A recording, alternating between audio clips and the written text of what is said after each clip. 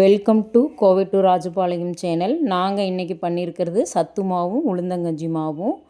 இது நீங்கள் உங்கள் குழந்தைகளுக்காகட்டும் உங்களுக்காகட்டும் நாம் இப்போ பொங்கலுக்காக நம்ம செய்கிற வேலை, வீடு க்ளீனிங் இதெல்லாம் பார்த்தா ரொம்ப அலுப்பாக இருக்குது. அதுக்கெல்லாம் இந்த மாவை எடுத்துக்கிட்டோம்னா ரொம்ப நல்லாயிருக்கும். இது கஞ்சியாகவும் பண்ணிக்கலாம், சத்து உருண்டையாகவும் நம்ம பண்ணலாம். அது எப்படி பண்ணுறேன்னு நான் சாம்பிளுக்கு செஞ்சுருக்கேன் பாருங்கள்.